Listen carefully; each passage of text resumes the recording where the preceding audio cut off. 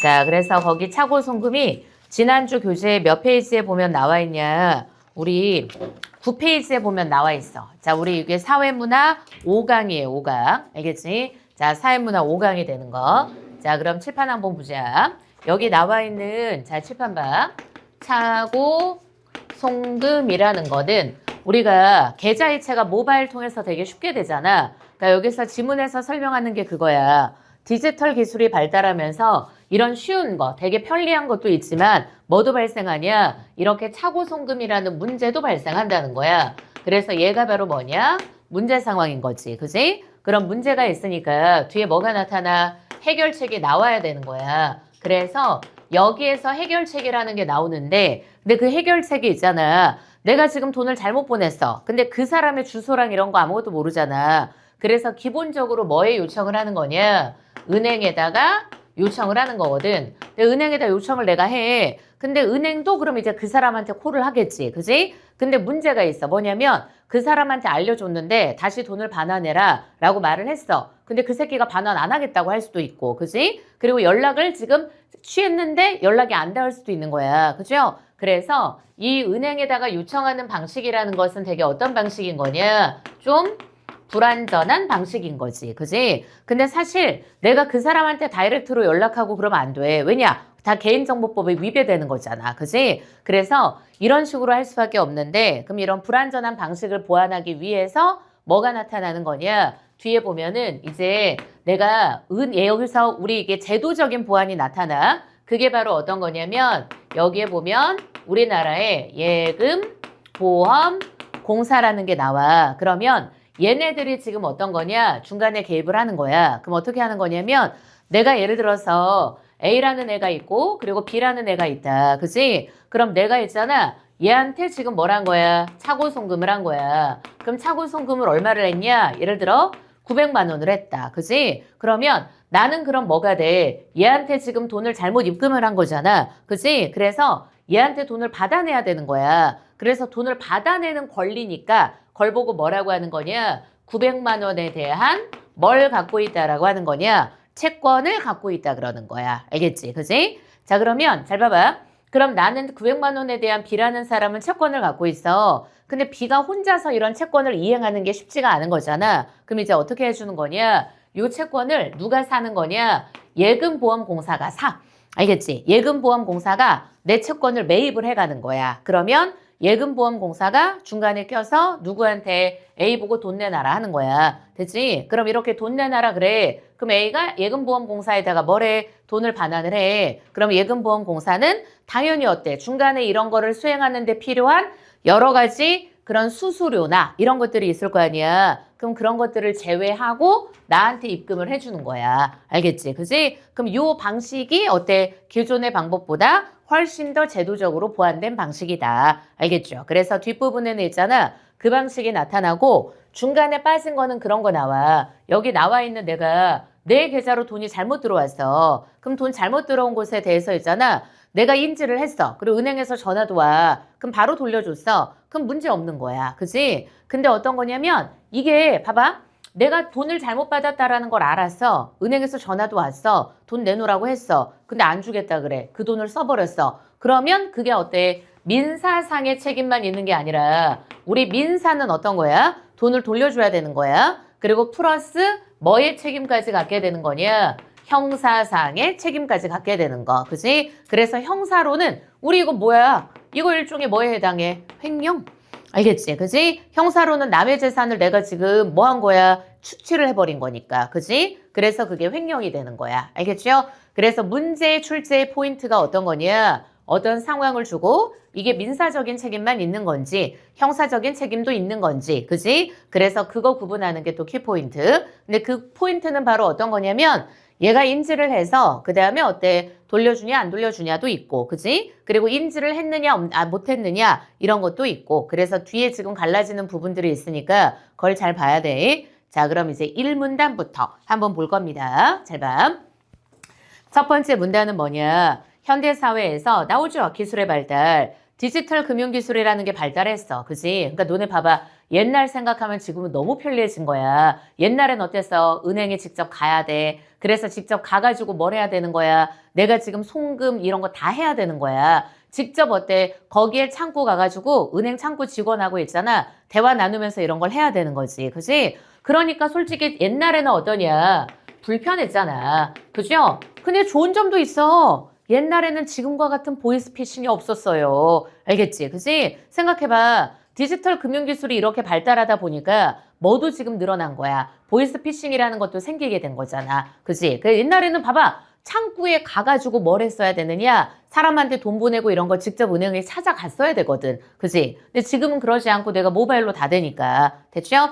그래서 디지털 금융기술의 발달은 금융거래의 속도랑 편의성을 극적으로 향상시켰다. 그럼 장점인 거죠? 모바일 뱅킹이라든가 이런 걸 통해서 몇 번의 터치만 해도 다 뭐가 가능해? 송금이 가능하잖아. 그래서 송금이 이루어지던 시대가 도래했지만까지 끊어. 그럼 거기까지는 바로 뭐가 되는 거야? 긍정적인 효과가 되는 거. 디지털 금융기술의 발달에 따라서 나타난 긍정적 효과인 거야. 근데 뭐도 발생해? 예상치 못한 문제가 있어. 그죠? 그래서 뒤에서는 지금 뭐가 나타나? 부정적인 측면이 나타나고 있는 거지. 우리 이렇게 부정적인 측면 이런 걸 뭐라 그래? 역효과라 그러잖아. 그럼 이렇게 부정적인 거는 바로 뭐에 해당하는 거냐? 대표적인 사례가 바로 뭐다? 자고송금이다. 됐죠? 그래서 내가 봐봐봐. 우리 항상 계좌이체라는 거 할 때 뭐 꼭 확인해? 계좌 번호랑 이런 것들 반드시 확인해야 되잖아. 근데 이렇게 마음이 급하니까 그냥 하다 보면 어떻게 될 때가 있는 거냐? 이게 뭐가 일으켜? 착오를 일으킬 수도 있는 거야. 알겠지? 그지? 그래서 그게 나타난 게 바로 뭐다? 착오송금이 되는 거다. 알겠죠? 됐지? 자, 그럼 착오송금이라는 건 뭐냐? 송금이니? 송금이 뭐 하는 거야? 우리 봐봐봐. 송금할 때 송자가 무슨 송자? 보낼 송자. 알겠죠? 그래서 보내는 사람을 뭐라고 해? 송신인이라 그러고 받는 사람을 뭐라 그래? 수신인이라 그러죠? 그럼 이렇게 착오송금이라는 건 송금인이 실수로 의도치 않았던 계좌에 돈을 보내는 걸 말하며 하고 착오송금에 뭐 나와 있어? 정의가 나오죠. 그지? 그게 어떤 거냐? 그리고 지금 어때? 입력 오류라든가 아니면 수취인을 착오 선택. 수취가 뭐 하는 사람? 받는 사람. 그지? 그래서 수취인을 착오로 선택한다든가 이런 거에 의해서 다양한 원인에 의해서 어때? 발생한다는 뜻인 거야. 알겠지? 그지? 자, 그러면 여기까지가 바로 어때? 착오송금이라는 화제를 알려준 거야. 됐죠? 자, 그럼 이제 그 다음 문단. 얘가 이제 문제 상황이죠? 그럼 이제 해결책이 바로 뭐냐? 착오송금이 발생하잖아. 그럼 송금인은, 그럼 순서가 있어. 일단, 송금인이 누구한테 연락을 하느냐? 은행에다가 연락을 해. 즉시 연락을 하죠. 그지? 은행에다가 즉시 연락을 하는 거야. 그래서 연락을 해서 신고를 하고 은행 측에다가 어때? 얘기를 해가지고 뭘 하는 거야? 반환 요청을 하는 거죠. 사실 은행은 일종의 뭐냐면 얘는 책임 없어. 얘는 잘못한 거 하나도 없다. 알겠죠? 얘는 일종의 뭐냐면 중개인일 뿐인 거야. 그지? 그럼 이제 은행을 통해서 뭘 하냐? 이거 좀 이거 지금 좀 얘기 좀 해주세요 하고 반환 요청을 하는 거야. 됐지? 그래서 뒤에 나오잖아. 은행은 뭐일 뿐이다? 중개인일 뿐이다. 그지? 그래서 중개자로 있잖아. 요 은행이 지금 어떻게 하는 거냐? 얘가 수취인에게 연락을 해. 그죠? 그래서 돈 받은 애한테 연락을 하는 거야. 그럼 이제 연락해서 송금 실수라는 걸 알려줘. 그래서 1단계가 바로 어때? 자발적 반환을 요구한다. 그래서 얘 보고 자발적으로 반환해달라 라고 그 자발적 반환을 요구하는 거야. 됐지? 요게 바로 1단계인 거야. 됐죠? 그럼 이때 수취인이 동의하잖아. 그럼 보통 일반적으로는 어때? 동의하죠. 그지? 그래서 동의를 해서 그럼 어떠냐? 간단하게 환급 절차가 이루어지는 거야. 됐죠? 근데 문제는 바로 뭐냐? 이거야. 얘한테 지금 자발적인 반환을 요구했어. 그래서 오케이를 했어. 그럼 큰 문제가 없는 거야. 됐죠? 근데 얘한테 자발적 반환을 요구했어. 근데 얘가 어때? 싫다 그랬어. 그럼 문제가 생기는 거지. 그지? 그래서 요게 바로 무슨 상황? 이게 문제 상황이야. 돈 내놓으라 그랬는데 이 새끼가 싫다 그래. 그지? 그럼 이런 문제 상황에 대해서 또 어떻게 지금 어때? 처리를 할 것이냐. 그럼 나오죠? 문제가 복잡해지는 거야. 얘가 반환을 거부하거나 아니면 연락이 닿질 않는 거지. 그지? 이게 아무리 전화해도 전화를 안 받아. 그죠? 그래서 연락이 안 닿는 거야. 그러면 지금 어때? 상황이 복잡해진다. 그럼 칠판 한번 봐. 그럼 이 상황에서 잘 들어. 요 상황에서 은행이 직접 할 수 있는 방법 없어. 알겠지? 그지? 그럼 이렇게 해버리잖아. 그럼 그 다음 단계는 은행이 뭔가 액션을 취할 수 있는 게 전혀 없는 거야. 됐죠? 그럼 은행이 액션을 취하는 게 아니라 누가? 송금인이. 이 송금인이 뭐라는 거냐? 법적인 액션을 취해야 하는 거야. 알겠지? 그지? 돈 잘못 보낸 애가 있잖아. 법적 액션을 취해줘야 돼. 그럼 얼마나 귀찮아. 그지? 얼마나 귀찮고 돈과 시간 장난 아니게 드는 거지. 그죠? 그래서 이제 나타나. 그럼 나오죠? 송금인이 직접 뭘 해야 된다. 직접이란 말이 중요한 거야. 법적 절차를 진행을 해야 돼. 됐지? 자, 그럼 차고 송금인, 즉 실수로 돈을 잘못 보낸 사람은 그 실수를 바로잡기 위해서 직접 회수를 시도를 해. 근데 문제는 뭐냐? 거기 들어가는 비용에다가 시간에다가 절차적인 복잡성에다가 실질적인 피해를 감내해야 돼. 게다가 돈이 있잖아. 예를 들어서 한 5만 원 막 이런 거야. 그지? 그럼 어떠니? 그 5만 원 찾겠다고 이런 거 하기에는 지금 너무 어때? 들어가는 시간과 비용이 더 큰 거잖아. 그러니까 송금이는 뭐 할 수밖에 없어? 포기할 수밖에 없는 거야. 됐지? 그래서 나오죠? 금액이 소액이면 뭔가 회수에 들어가는 행정적인 노력이라든가 비용이 실제 이익을 초과하기도 해. 그리고 또 수취인의 연락처조차 파악이 되지 못하는 경우가 많아. 그래서 송금이는 어때? 문제 해결을 겪을 수밖에 문제 해결에 어려움이 있어. 그래서 칠판 봐. 이렇게 송금인이 직접적으로 법적 액션을 취하는 것은 당연히 뭐가 있어? 어려움이 있다. 알겠지? 여기에서는 어려움이 존재한다는 뜻인 거야. 됐죠? 자, 그래서 그 다음 나오죠? 이에 따라 차고 송금임은 단순 실수가 부당한 손실로 이어지는 현실에 내가 봤을 땐 어때? 이런 상황 자체가 역 같은 거지. 물론 지가 잘못했지만. 알겠죠? 물론 지가 잘못했지만. 그래서 잘 봐봐. 그럼 이런 상황을 해결하기 위해서는 됐지? 그래서 뒤에 비출거야 돼. 뭐가 필요하다라고 하는 거냐? 두 가지가 나오죠? 제도적 보완이랑 그지? 그리고 하나 더 있어. 금융기관의 적극적인 역할이 필요하다. 제도적인 보완이랑 금융기관의 적극적인 역할이 있어야 한다는 거야. 그래서 이게 뒤에 나타나. 알겠죠? 됐지? 그래서 이게 뒤에 이제 이어질 거야. 됐죠? 근데 그 전 단계에 있잖아. 뭘부터 얘기를 해줄 거냐면 자, 칠판 봐. 얘가 이 새끼가 지금 반환을 요구를 했는데 반환 얘한테 요구를 했는데 얘가 거절한 거야. 그럼 그랬을 때 어떤 문제가 생기는 건지, 그지? 그리고 이런 것들을 지금 어떻게 해결할 것인지 이게 이제 중간 단계에 나와. 자, 그럼 가보자. 일단 법적으로 볼 때 차고 송금인은 자, 그럼 봐. 여기에 대해서 뭐라고 했어? 구체화가 돼. 일단 법적 액션. 알겠지? 법적 액션에 대해서 구체화가 먼저 되는 거야. 그럼 이제 체크해놔. 민법에다 체크해. 잘 들어. 그럼 송금인이 하는 것은 당연히 어떤 거야? 민사적인 거잖아. 알겠지? 형사 아니야. 알겠죠? 형사가 아니고 얘가 취하는 거는 바로 민사잖아. 개인 대 개인의 관계 다루는 건 뭐라 그래? 민사라 그래. 그죠? 국가하고 개인 이런 것들이 바로 뭐야? 형사가 되는 거야. 됐지? 자, 그래서 이거는 민사야. 그럼 민법 뭐가 나타나? 741조에 따라서 그럼 뭘 청구를 할 수 있는 거냐? 얘는 부당 이득 반환 청구라는 걸 할 수 있어. 됐죠? 왜냐면 저 지금 누가 받은 거? 수취인이 돈 받은 게 걔한테는 뭐야? 부당이득인 거야. 그래서 나는 걔한테 부당이득을 내놔라 하고 반환 청구를 할 수 있어. 됐죠? 그럼 이제 나오지. 그럼 이 조항이 뭐라고 돼 있냐? 법률상 나오죠. 원인 없이 타인의 재산이나 노무로 인해서 이익을 얻고 이로 인해서 타인에게 손해를 가한 자는 그 이익을 반환해야 된다고 명시돼 있어. 그럼 봐봐봐. 명시돼 있다라는 건 어때? 이거 자체가 뭐가 있는 거야? 법적 근거가 다 있는 거야. 알겠지? 그지? 자, 그래서 분명하게 써 있어. 그럼 이것은 송금인이 밑줄거 민사소송. 아까 얘기했죠? 민법에 따른 거잖아. 이거는 뭐야? 민사 문제야. 민사 문제. 형사가 아니라. 그지? 그럼 이 민사소송을 통해서 있잖아. 수취인을 상대로 내가 뭘 할 수 있어? 반환 청구를 할 수 있는 거야. 됐죠? 자, 근데 그러나 끊어. 아까도 나왔던 거 똑같이 나오는 거야. 어떠니 여기 들어가는 법적인 거부터 시작해가지고 그지?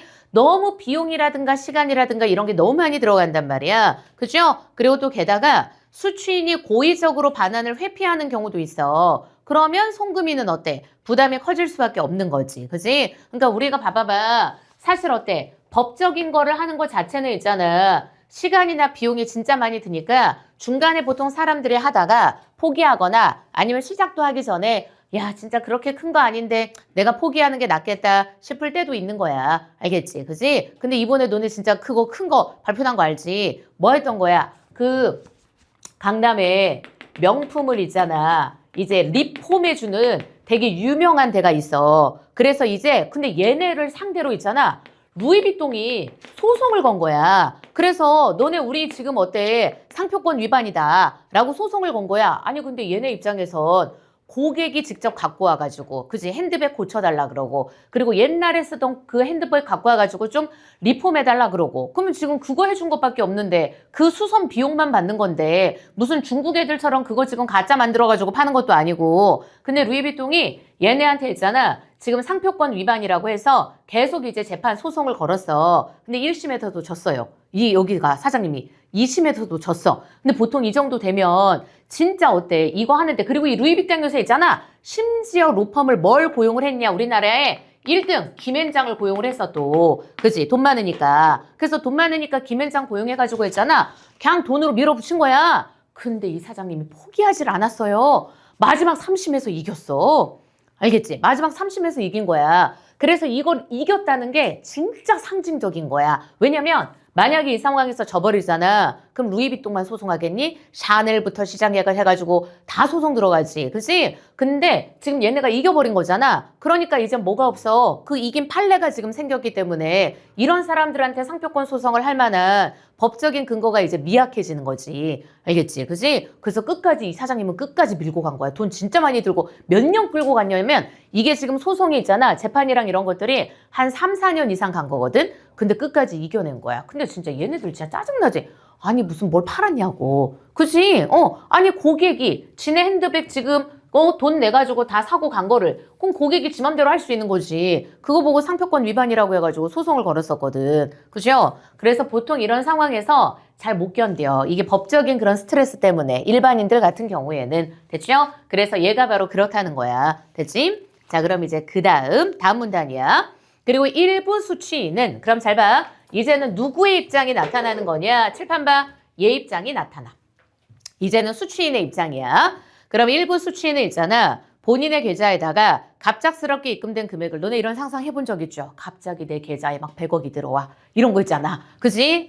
아니면 100억이 아니더라도. 그렇지? 갑자기 내 계좌에 돈이 막 들어와. 그럼 그거를 처음에는 자기의 정당한 수입으로 오해하고 할 수도 있어. 그리고 또 일부 수취인은 송금인의 연락을 받지 못한 상태에서 이루어진 입금만으로는 차고 송금임을 인지하지 못하는 경우도 있는 거야. 그러니까 잘 봐봐. 얘 같은 경우에는 있잖아. 뭔가 오해할 수도 있고. 알겠죠? 그죠? 그리고 아니면 어때? 인지를 못할 때도 있는 거야. 됐죠? 그럼 생각해봐. 그럼 이런 상황에서는 얘 잘못이 아니야.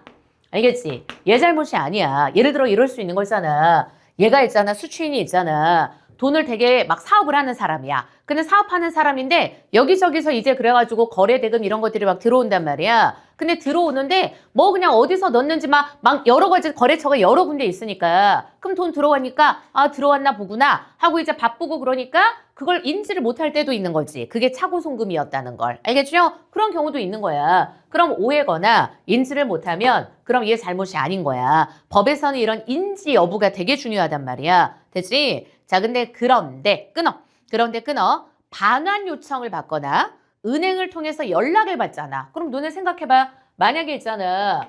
반환 요청을 받거나 그치? 그리고 또 은행을 통해서 어때? 연락을 받아. 그럼 칠판 봐. 그럼 이렇게 했다는 건 얘가 뭐 했다는 거야? 인지를 했다는 뜻인 거야. 알겠죠? 됐죠? 요거야. 오해를 하거나 아예 인지를 못했을 땐 아예 잘못이 없어. 법적 잘못이 없는 거야. 됐지? 그래서 나중에 어때? 만약에 책 칠판 한번 봐. 내가 인지를 못했어. 문제 상황 이렇게 될 수 있는 거야. 아까 선생님이 말했던 예시처럼 나 여기저기서 거래처로부터 돈이 막 들어오는 사람이야. 근데 정확하게 어디서부터 들어온지 몰랐는데 그냥 금액이 비슷비슷하게 얼추 맞을 수도 있잖아. 우연의 일치로. 근데 알고 봤더니 그게 뭐였던 거? 차고 송금이었던 거지. 근데 나는 그거를 인출해서 써버렸단 말이야. 다른 데다가. 그죠? 그럼 그걸 내가 법적으로 소명을 하면 내 잘못이 아니야. 그지? 내가 인지를 못했기 때문에. 됐죠? 근데 칠판 봐.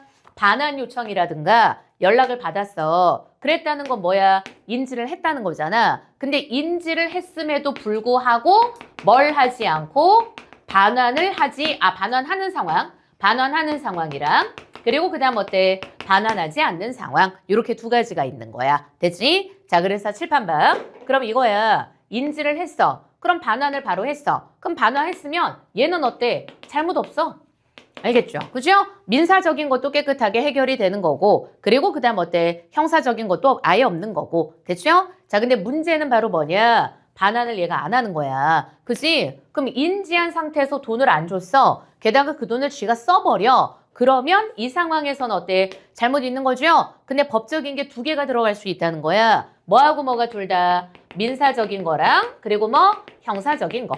둘 다 들어갈 수 있다는 거. 알겠지? 그럼 칠판 봐. 그럼 민사적으로는 뭐라는 거야? 얘한테 뭐 부당이득 반환 청구를 하는 거야. 그지? 그래서 아까 우리 왜 요거 있었죠? 부당이득 반환 청구라는 거. 이거는 송금인이 하는 거거든. 그럼 민사적으로 나는 얘한테 뭘 할 수 있다? 부당이득 반환 청구를 할 수 있다. 됐죠? 자, 그리고 형사적으로는 얘가 무슨 죄가 되는 거야? 횡령죄가 될 수 있다는 거야. 알겠지? 됐지? 오케이? 자, 그럼 그 얘기가 이제 이어지는 거야. 자, 그럼 봐. 그런데 반환 요청을 받거나 은행을 통해서 연락을 받잖아. 그럼 수취인은 뭐가 되냐? 타인의 돈을 잠깐 맡고 있는 보관자가 돼. 그럼 형사상으로는 뭐냐? 수취인이 송금 실수임을 인지하고도 고의로 반환을 거부하거나. 그럼 나오죠? 인지를 했음에도 반환을 거부한다는 건 그건 고의라는 거야. 그치? 그리고 반환을 거부하거나 돈을 지멋대로 사용을 하잖아. 그러면 그건 뭐가 돼? 횡령죄죠. 됐지? 그럼 횡령죄는 어디에 들어가? 이게 중요해? 얘는 형사야. 알겠죠? 그죠? 그러니까 둘 다 걸리는 거야. 민사하고 형사하고 두 가지로. 됐지? 그래서 두 가지 이렇게 걸려. 너네 알지? 이게 봐봐봐.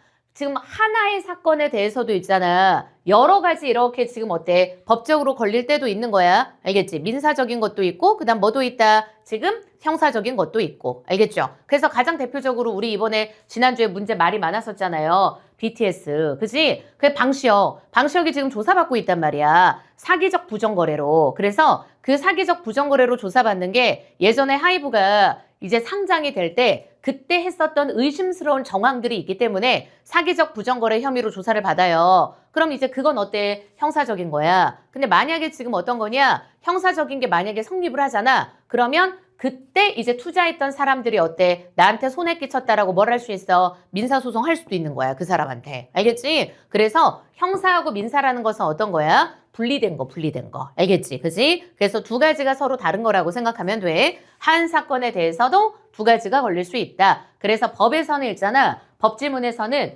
요거 구분하는 게 되게 중요해요. 됐지? 자, 그럼 이제 그 다음 나오죠?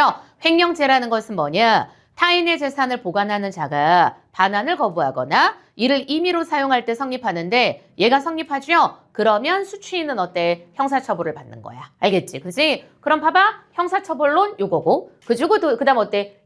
너네 봐봐봐. 횡령죄로 인해서 감옥에 예를 들어 들어갔어. 그지? 근데 감옥 들어갔다고 이게 없어지는 거 아니야? 이건 여전히 또 따로야. 알겠죠? 요거 따로가 되는 거. 이해되지 무슨 말인지? 그죠? 오케이? 그래서 예를 들어서 그런 거 있잖아. 예전에 되게 유명했던 사건인데 너넨 모르겠지만 그거 있어. 연쇄살인범 사건이 있었어. 그래서 그거 있었는데 이 남자야. 근데 이 남자가 얼굴도 공개가 됐었거든. 이름이 생각이 안 나는데. 근데 이 남자가 있잖아. 계속 그런 식으로 연쇄살인을 해가지고 있잖아. 보험금을 막 타먹었던 거야. 여자랑 결혼을 하고. 그래서 이제 나중에 발목이 잡혀가지고 형사재판을 받고 그리고 이제 감옥에 들어갔어. 근데 그거는 형사재판인 거잖아. 그치? 근데 그 유가족들이 있잖아. 그 사람한테 뭐도 걸었냐? 민사도 걸었어.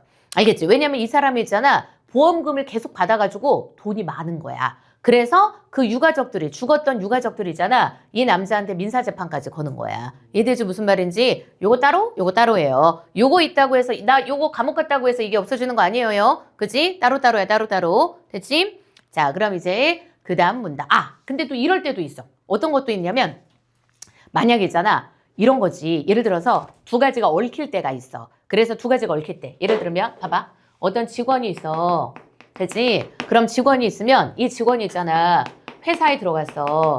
근데 회사에 회계를 담당하는 직원이었어요. 근데 얘가 뭘 한 거냐? 횡령을 해요. 알겠지? 한 10억 횡령을 해. 알겠죠? 그럼 10억 횡령해가지고 뭐라는 거냐? 걸리는 거야. 그치? 그럼 걸려. 그럼 이제 얘가 뭐가 돼? 횡령죄가 되는 거잖아. 그죠? 근데 이제 나중에 막 합의하고 한다고 뭔가 형량을 낮추는 대신에 요 회사에 지금 어때? 자기가 지금 횡령한 돈 이렇게 좀 내놔라 라고 해가지고 너 이렇게 해주면 형량 낮춰줄게 하는데 얘가 거부를 하는 거야. 그지? 돈은 뒤로 빼돌리고 나 그냥 감옥 갔다 오겠다. 알겠죠? 그지? 이런 것도 있기는 있어요. 알겠죠? 됐지?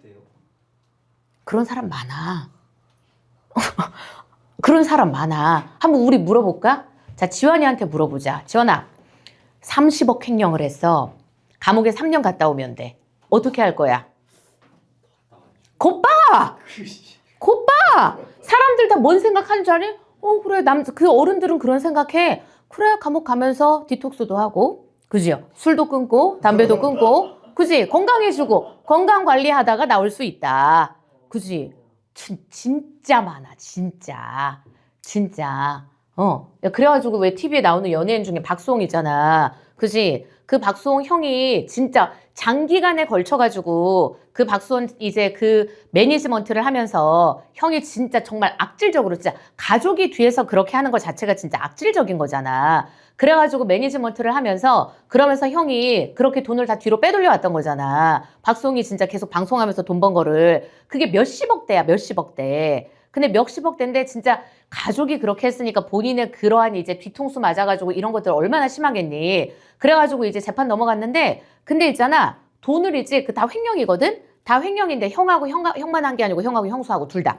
형하고 형수하고 둘 다야. 근데 걔네가 있잖아. 계속 자기네 죄 없다 하면서 그러면서 결국은 다 유죄 판결 받았어. 근데 받았는데 있잖아. 돈 뒤로 빼돌린 거 다 있어. 근데 결국은 있잖아. 그 협상을 안 하는 거야. 알겠지? 돈 어느 정도 토해내잖아. 그러면 형량 감축이 되고 해. 알겠지? 그지? 그리고 아니면 어때? 둘이 이렇게 합의할 수도 있는 거고. 근데 그걸 안 하는 거야. 알겠죠? 보통 이게 또 어떤 거냐면 사람들이 이제 나중에 비도덕적이 되는 게 이게 감옥에 들어가잖아. 근데 이런 감옥은 있잖아. 경제사범들이 가는 그러한 이제 구치소는 달라요. 알겠지? 그래서 막 그렇게 다 달라 이렇게 막 그 살인 막 이런 거 있잖아. 살인, 강간 이런 진짜 특수한 그런 범죄자들이 있는데 들어가지 않아. 경제사범들은 따로 있어. 그래서 보통 이제 나중에 어른들이 하는 생각이 그거지. 가서 인맥도 좀 쌓고.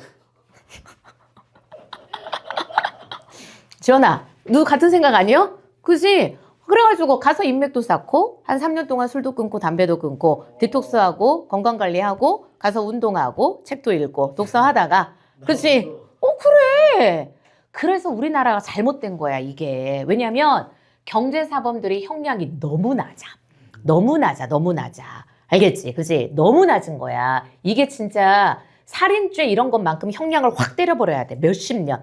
몇십 년 확 때려버려야 되는데 한 10억, 20억 횡령한 걸로는 있잖아. 진짜 막 1년, 2년, 3년 이 정도밖에 안 돼.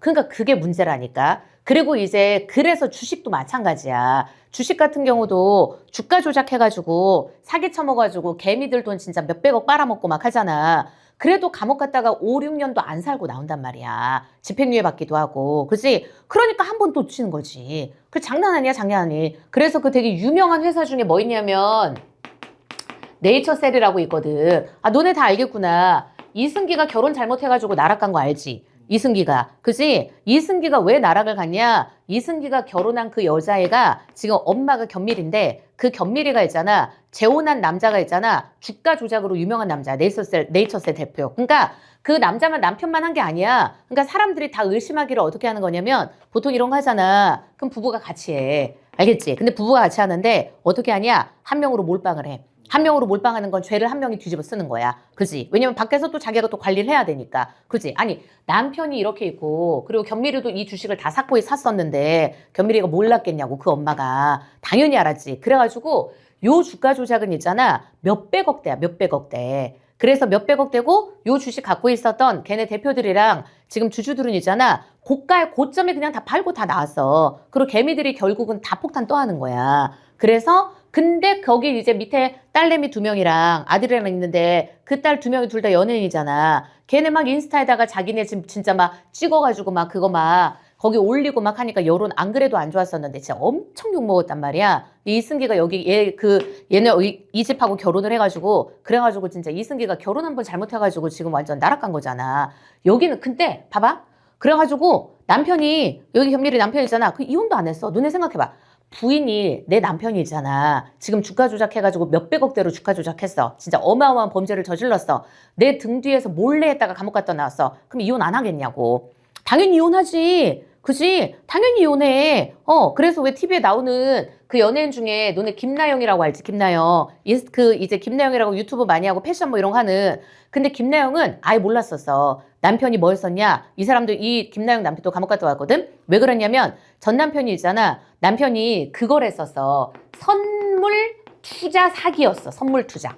선물 투자가 뭐냐면 주식 거래할 때 현물, 우리가 지금 있는 걸 사는 걸 현물이고 미래의 주가 보고 사는 걸 선물이라 그러거든. 근데 선물 거래에 진짜 사기꾼들이 많이 있어. 근데 이걸 했던 거야. 걸렸어. 근데 이때 김나영은 진짜 자기 남편이 근데 TV에 나올 때마다 그랬거든. 남편 뭐 하는 사람이냐 그러는데 자기도 몰라 정확하게 뭘 하는 사람인지. 그래가지고 뭔가 그냥 뭐 금융 이런 쪽인데 자기도 잘 모르겠다. 근데 얘는 진짜 몰랐던 거야. 그래서 그 일 터지자마자 얘는 이혼을 하고 남편하고 바로 손절을 쳤어요.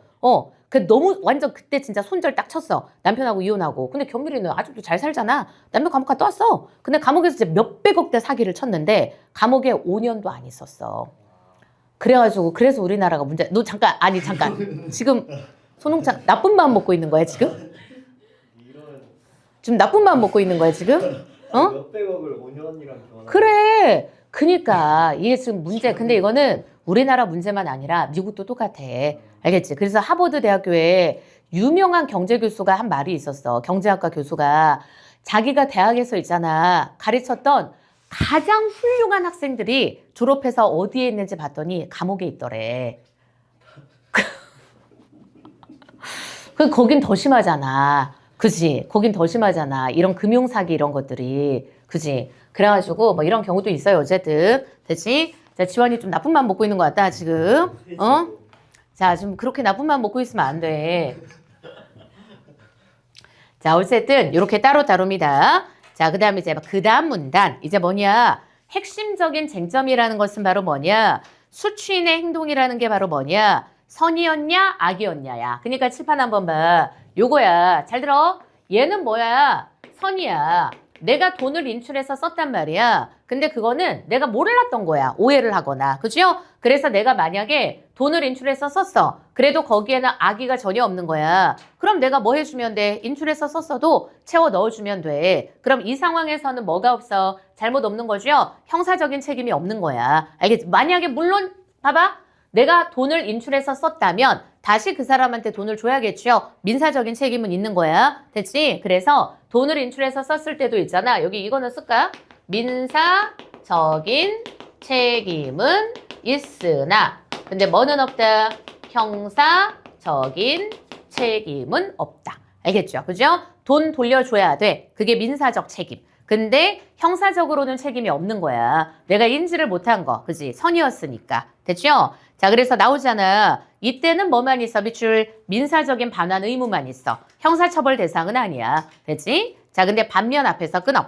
악이라는 것은 뭐냐? 알고도 거부하거나 아니면 소비를 해버린 거야. 됐죠? 이거지. 인지를 했어. 그죠? 근데 뭘 한 거야? 반환을 안 하는 거야. 그죠? 그래서 거기 실제 사례도 뒤에 나와. 그럼 이때는 형사적인 책임이 성립을 해. 그럼 그거는 바로 뭐냐? 대표적인 판례가 2021년 차고 송금 사건이야. A는 실수로 920만 원을 다른 사람의 계좌에 송금을 했어. 그럼 수취인은 이 돈이 자기의 것이 아니라는 걸 밑줄 인지한 뒤에도 반환하지 않고 에다 밑줄 거나 인지한 뒤에도 반환하지 않고 에다 밑줄 긋고 거기다 뭐라고 쓰면 돼? 악의라고 쓰면 되죠. 됐지? 인지한 뒤에도 반환하지 않았다는 건 바로 뭐다? 악의적이라는 거야. 됐지? 자, 그래서 반환을 안 해서 생활비로 소비를 한 거야. 그럼 법원은 여기에 대해서 수취인이 자금의 출처를 알고 있었는데 이걸 반환하지 않고 소비한 점에서 불법 영득 의사가 봐봐 영득이라는 게 뭐야? 이윤을 뭐 하는 거? 득 얻은 거야. 그 영득 의사가 인정된다고 하면서 징역 2개월에다가 집행유예 1년을 선고한 거야. 그럼 이것은 차고 송금에 대한 법원의 명확한 판단 기준을 보여준다. 됐죠? 자, 그럼 이제 맨 밑에 그럼 은행은 송금 행위에 뭐밖에 없어? 통로야, 통로. 실질적으로는 차고 송금을 발생시킨 주체는 아닌 거잖아. 됐지? 자, 그래서 뒷페이지로 가보자. 이제 뭐가 나타나는 거냐? 아까 뭐가 있어야 된다 그랬어. 이런 어려움이 존재하니까 제도적 그리고 금융기관의 적극적 역할이 있어야 된다 그랬죠? 자, 그래서 차고 송금은 있잖아. 송금인의 실수로 인해서 발생한 거니까 은행은 미출고 법적 책임이 없다. 아까 얘기했었잖아. 은행은 그냥 뭐밖에 없어? 중개인에 불과해. 얘는 법적인 책임이라는 건 없다. 중개인에 불과하니까. 그지?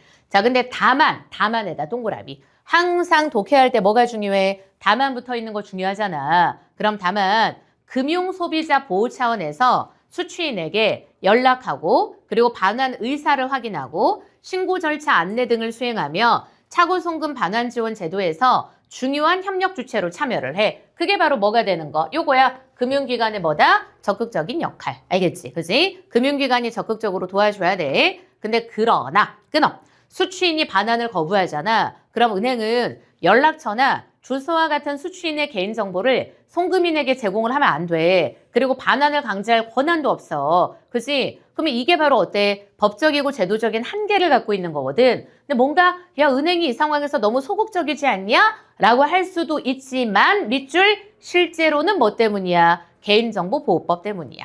알겠지? 그지? 개인정보보호법. 그래서 칠판 봐. 법적 책임이 없긴 하지만 얘가 어느 정도 뭐는 해? 역할을 하기는 해. 근데 뭐 때문에? 개인정보보호법으로 인해서 뭔가 은행의 역할에는 뭐가 있을 수 있어? 제한이 있을 수밖에 없다. 됐지? 개인정보보호법이라는 게 있으니까. 됐죠? 그래서 은행의 역할에는 제한이 있을 수밖에 없다는 거야. 됐지? 그러면 실제 어때? 이 한계를 보완해 줘야 되잖아. 그래서 송금인의 부담을 또 완화하기 위해서 도입된 게 바로 뭐냐? 차고 송금 반환 지원 제도에 답을 출구면 돼. 그래서 여기 나오죠? 제도적 보완이 필요하다 그랬잖아. 그게 바로 뭐다? 차고 송금 반환 지원 제도.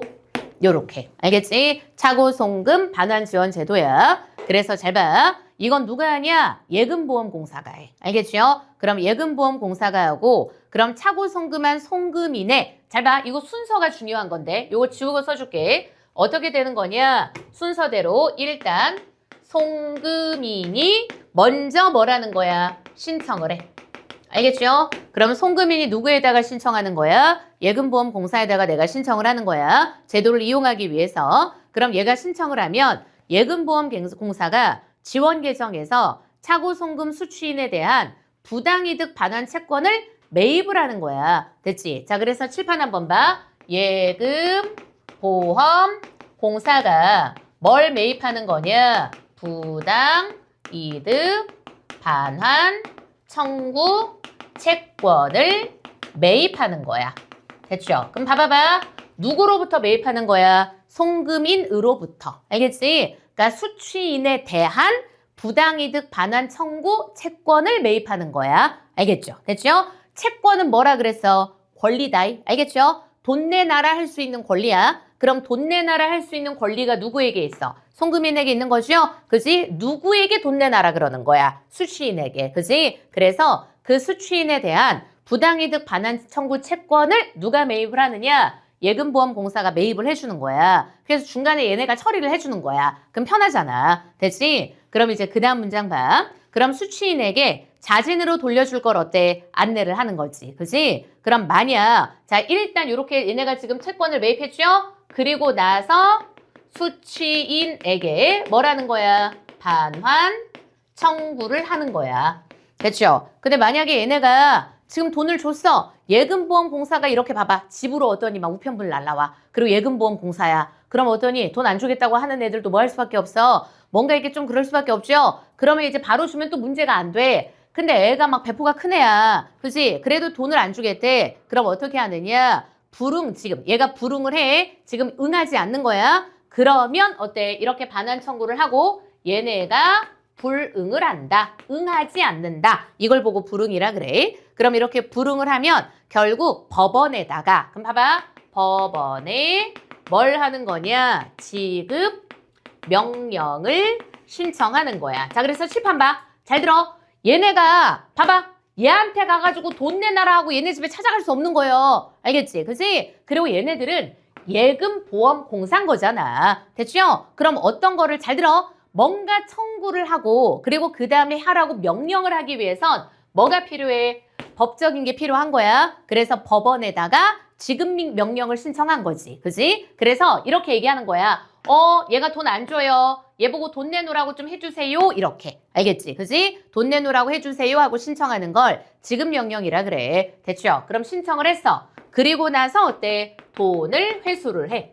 됐죠? 그리고 나서 뭘 공제? 비용을 공제한 후에 누구에게 주면 된다? 송금인에게 주면 된다. 알겠지? 그지? 오케이? 왜냐면 지들이 이거 하기 위해서 어때? 막 비용 들어갈 거 아니야. 그럼 그거 빼고 어떠냐? 송금인에게 주는 거야. 요게 바로 뭐다? 예금보험공사를 통한 차고송금 반환지원 제도. 알겠지? 그지? 근데 이것도 조건이 있어. 그럼 체크해놔. 일단 1번 표시에 차고송금 금액이 건당 체크 5만 원에서 1억 원 이하여야 돼. 너무 커도 안 돼. 알겠죠? 그러면 5만 원보다 작아도 안 돼. 그럼 봐봐. 뒤에 문제 나와. 잘 들어.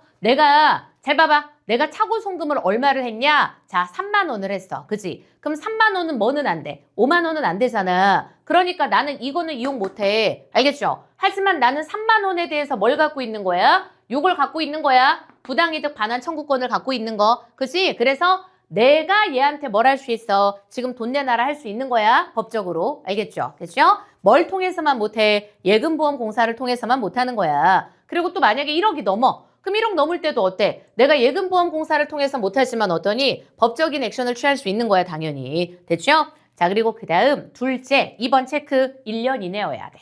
됐죠? 자, 그리고 3번 체크 수취인이 자발적으로 반환하지 않았을 것이다. 그치? 그래서 수취인이 자발적으로 반환하지 않아야지 할 수 있다는 거야. 됐지? 자, 그럼 이 제도는 송금인의 심리적 부담 줄이고 제도 시행 후에는 어때? 실제 회수율도 일정 수준 이상 향상이 되었다. 됐지? 자, 그럼 이제 마지막 문단. 그럼 차고송금 문제는 기술의 편리함과 인간의 실수가 만나는 지점에서 발생한다. 그죠? 기술적으로 편리하죠? 하지만 인간은 어때? 그냥 손으로 클릭 하는 거니까 어때? 실수 발생하잖아. 그래서 우리는 봐봐. 차고송금뿐만 아니라 가끔 가다가 뭐 발생해? 요거 손가락 잘못 나가가지고 어떤 거야? 실수 발생하는 거 있죠? 대표적으로 금융거래에서. 그래서 저번에 무슨 사태 있었어? 빗썸이라고 너네 알지? 여기가 코인 거래하는 거래소거든? 여기에서 있잖아. 뭘 한 거냐면 지금 비트코인을 있잖아. 우리 비트코인 하나가 요즘에 얼마요? 한 1억 얼마 이렇게 하잖아. 뭐 1억 전후반 하잖아. 근데 얘네가 무슨 행사를 한다고 해가지고 비트코인을 얼마를 주는 거냐? 비트코인 한 개를 사람마다 어떻게 다 줘? 그지? 한 개 주는 게 아니야. 얘가 지금 얼마더라? 이게 비트코인 개수로 가는 게 아니라 뭐였었더라? 무슨 뭐 1,000원이었나? 뭐 이런 거야 되거든? 그지? 원화로 얼만가? 근데 그렇게 돼야 되는 건데 이 직원이 실수를 한 거야. 손가락 실수. 알겠죠? 그래서 병신같이 거기다 비트코인 한 개라고 쓴 거예요. 그래서 한 개를 준 거야. 그리고 그걸 인지 못하는, 봐봐. 그 짧은 몇 분의 시간 동안 있잖아. 정말 그걸 귀신같이 알아가지고 바로 그 받은 비트코인을 받자마자 매도를 하고 현금으로 인출한 사람이 있어요. 그치? 장난 아니지. 그래서 그 사람들한테 있잖아. 빗썸 측에서 이거 했지 당연히. 부당이득 반환 청구. 뭐 그거 한대요. 근데 뭐 일단 뭐 법적으로 이제 뭐 그런 절차 처리하겠죠? 그래서 빗썸에서 그래서 이번에 이 사태랑 이런 것들 관련해가지고 지금 거래 정지를 먹었어요, 지금. 알겠지? 그지? 그 직원의 실수. 알겠죠? 그죠? 그 옛날에 삼성생명 주식에서도 그런 사건이 있었어. 그 원래 주식에선 있잖아. 옛날 일본에서도 유명한 사건이 있었고 직원이 손가락 실수해가지고 알겠지? 그지? 손가락 실수해가지고 그런 거 있어. 너네 나중에 주식할 땐 또 똑바로 봐야 돼요. 손가락 실수해가지고 매도 잘못 눌러가지고 하는 사람들도 있어. 매수를 하려고 그랬는데 매도를 해버리고 매도를 하려고 그랬는데 매수를 해버리고 알겠지? 그지?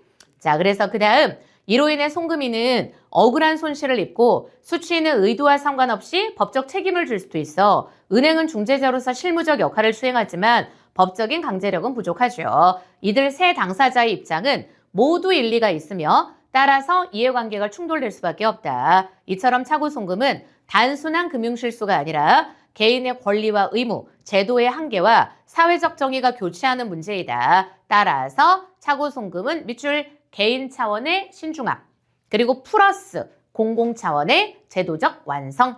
알겠죠? 두 가지가 함께 요구되는 영역이다. 그러니까 개인 차원의 지금 어때? 실수라고 해서 그냥 넘겨버리면 안 된다는 거야. 공적인 어때? 제도적이고 이런 역할이 필요한 거. 그래서 실제로 그런 제도도 소개가 된 거고. 알겠지? 그치? 자, 그래서 요렇게 해서 지금 뭘 본 거냐? 차고 송금에 대해서 봤어요. 문제는 진짜 쉬웠어요. 알겠지?